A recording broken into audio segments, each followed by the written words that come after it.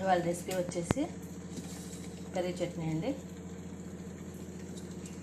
పెరుగు అంటే మరీ గట్టిగా ఉండదండి, మరీ లూజ్ కాకుండా, మరీ నీళ్ళగా కాకుండా, మరీ పెరుగు కాకుండా మీడియం తీసుకోవాలి. పెరుగు ఇప్పుడు ఇట్లా తీసుకోవాలండి. మరీ గట్టిగా ఉన్న పెరుగు చట్నీ బాగోదండి.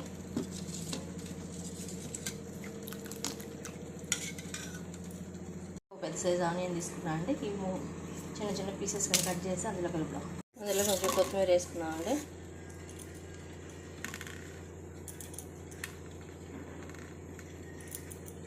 ఒక ఆనియన్ కట్ చేశాను. ఈ ఆనియన్లో కొంచెం ఉప్పు వేసి, కొంచెం కారం వేసి, ఉల్లిపాయ ముక్కలు మెత్తగా స్మాష్ అయ్యేటట్టు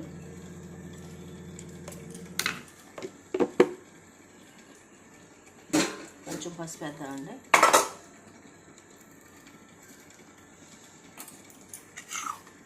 కొంచెం కారం వేయండి.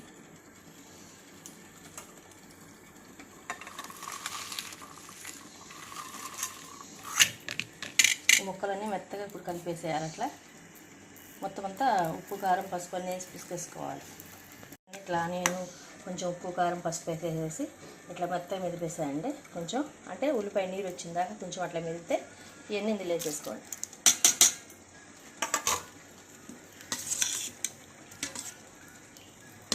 ఇప్పుడు ఇందులో కొంచెం ఉప్పు వేసుకోండి, సరిపోదు సాల్ట్ అది.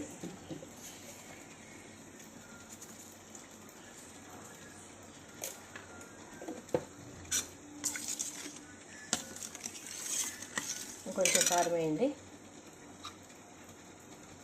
పెరుగు చట్నీలో నేను కారం వేస్తానండి, కొంచెం ఘాటుగా ఉంటుంది. 2 పచ్చిమిరపకాయలు కూడా కోసేసుకోవాలి, కానీ పచ్చిమిరపకాయలు లేవని నేను వేయలేదు. లేకపోతే 2 పచ్చిమిరపకాయలు కూడా కట్ చేసి వేసుకోవాలండి. ఇది ఇప్పుడు తాలింపు పెట్టుకున్నాం. ఇవ్వండి, తాలింపు మూకుడు పెట్టాను. తాలింపు మూకుడు పెట్టి నూనె పోసాయండి.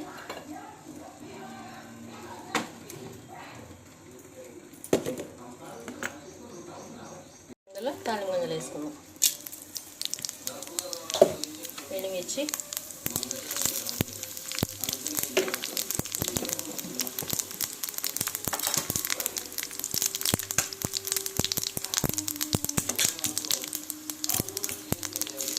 వెల్లుల్లిపాయ రెబ్బలు 2,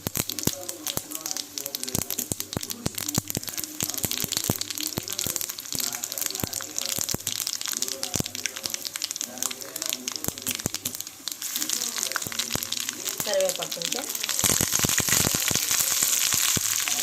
కొంచెం జీలకర్ర వేసుకోండి.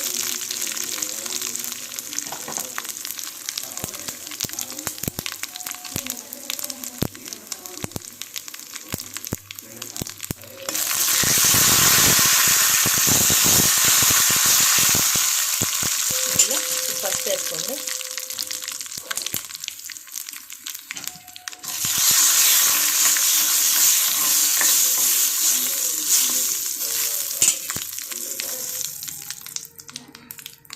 ఇప్పుడు ఇందులో పోసేసుకోండి.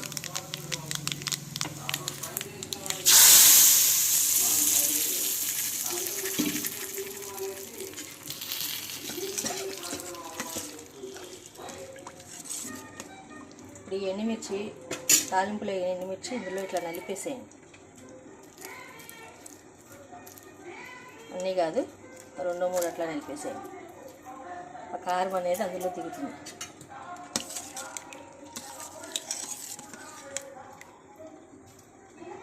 పెరుగు చట్నీ రెడీ.